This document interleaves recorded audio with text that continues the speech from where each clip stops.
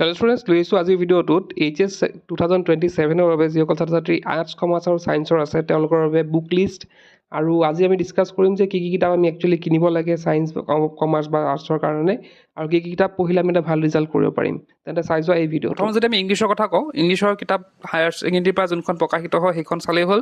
আমাৰ ফ্লেমিংগো সেইখন আছে আৰু ভিষ্টাছ সেই দুখন, ভিষ্টাছখন ছাপ্লিমেণ্টেৰী আৰু সেইখন চাবা। আৰু অসমীয়াৰ ক্ষেত্ৰত সেই সাহিত্য সৌৰভখন চালেই হ'ল, সেইখনো আছাম হায়াৰ ছেকেণ্ডেৰীৰ পৰা প্ৰকাশিত।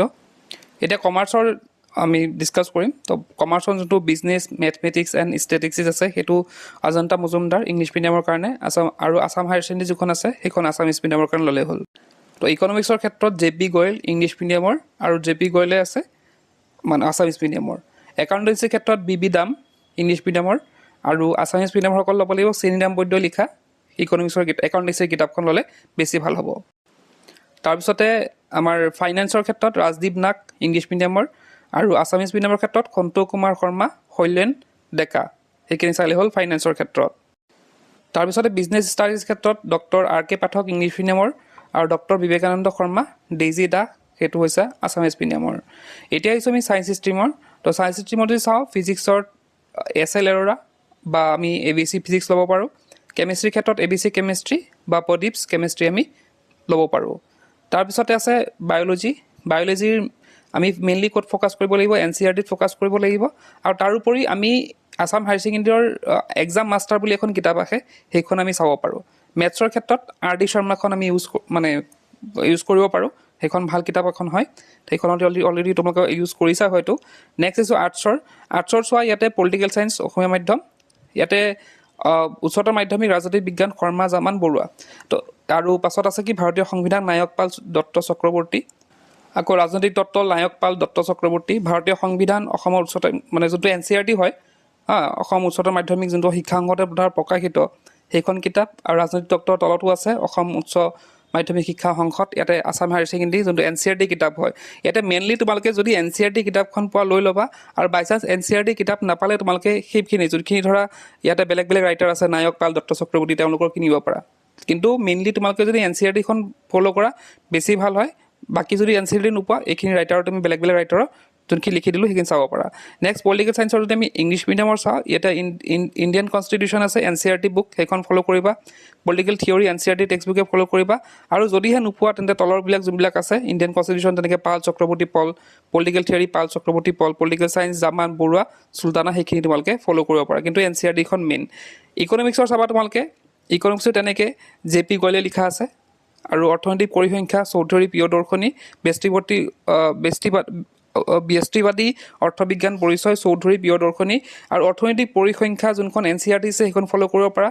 আৰু ব্যষ্টিবাদী অৰ্থবিজ্ঞান পৰিচয় সেইখনো NCERT ফ'ল' কৰিবা। যদি NCERT বুক নোপোৱা তেন্তে ওপৰত যোনখন 3খন দিলোঁ তাৰপৰা তোমালোকে চাব পাৰা। কিন্তু মেইনলি ফ'কাছ কৰিবা তোমালোকে NCERT কিতাপখিনি ল'বলৈ, কাৰণ তাৰ পৰাই বেছি ফ'ল' হয় যিহেতু এক্সামত, গতিকে NCERT তোমালোকে ফ'ল' কৰিবা। নেক্সট আছে ইকনমিক্সৰ, সেইখিনি ইংলিছ মিডিয়ামৰ HS ইকনমিক্স JP গোৱেলে লিখাখন ল'ব পাৰা, বা ষ্টেটিষ্টিক্স যোনখন NCERT কিতাপ আছে সেইখন, বা এইখিনি সন্দীপ গাৰ্গৰ এখন আছে সেইখন তোমালোকে ল'ব পাৰা। কিন্তু মই অলৰেডি ক'লোঁ যে NCERT কিতাপখন তোমালোকে বিচাৰি চাবা, সেইখন পালে ল'বা। আৰু যদি নাথাকে সেইখিনি ল'ব পাৰা, সেইখিনিও বেয়া কিতাপ নহয় যোনখিনি ছাজেষ্ট কৰা হৈছে।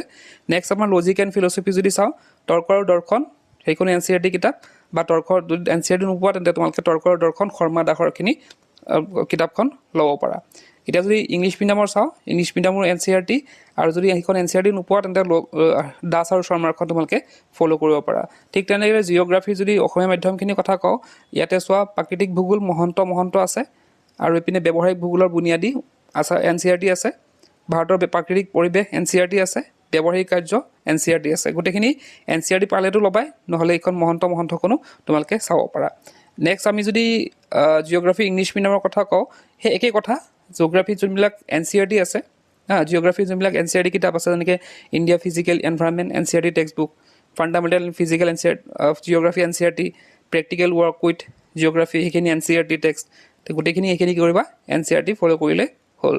নেক্সট যদি আমি চাওঁ আমাৰ এডুকেশ্যনো তেনেকৈ শিক্ষা যতীন বৰুৱা, নতুন শিক্ষা মৰমী গোস্বামী, তো শিক্ষা আৰু এখন আছে NCERT-ৰ তলত অসম উচ্চতৰ মাধ্যমিক মানে কি এইখিনি NCERT আৰু তো সেইখন পাৰিলে NCERT-খন ল'বা আৰু যদি নোপোৱা তেন্তে হ'লে তোমালোকে যতীন বৰুৱা বা মৰমী গোস্বামীখন পঢ়িব পাৰা ঠিক তেনেকৈ ইংলিছ মিডিয়ামৰ তোমালোকৰ এডুকেশ্যনটো প্ৰথম প্ৰিফাৰেঞ্চটো কাক দিবা NCERT টেক্সট বুকত দিবা আৰু যদি নোপোৱা তেন্তে মৰমী গোস্বামী আৰু যতীন বৰুৱা কাৰণ NCERT পাবলৈ অকণ দিগদাৰ হয় গতিকে সেই তেওঁলোকৰো ল'ব পাৰা নেক্সট তোমালোকৰ হিষ্ট্ৰী যদি চাওঁ হিষ্ট্ৰী সেই NCERT কিতাপ এখন আছে আৰু এইপিনে বুৰঞ্জী আৰু এখন লিখিছে অজিত কুমাৰ দত্তৰ এখন আছে সেইখন তোমালোকে ফ'ল' কৰিব পাৰা যদিহে NCERT নোপোৱা হিষ্ট্ৰীৰ ক্ষেত্ৰতো তোমালোকে NCERT টেক্সট বুকে মানে ইংলিছ মিডিয়ামৰ ক্ষেত্ৰত তোমালোকে NCERT টেক্সট বুকে ফ'ল' কৰিলেও হ'ল নেক্সট যদি আমি চাওঁ ছ'চিয়লজিৰ তাতো NCERT কিতাপ আছে আৰু যদি NCERT কিতাপ নোপোৱা তেন্তেহ'লে শইকীয়া সেইখন এখন কিতাপ আছে সেইখন তোমালোকে ফ'ল' কৰিব পাৰা ঠিক তেনেকৈ ছ'চিয়লজিৰ যদি চাওঁ আণ্ডাৰষ্টেণ্ডিং ছ'চাইটি সেইখন NCERT বুক আছে ইণ্ট্ৰডিউচিং ছ'চাইটি NCERT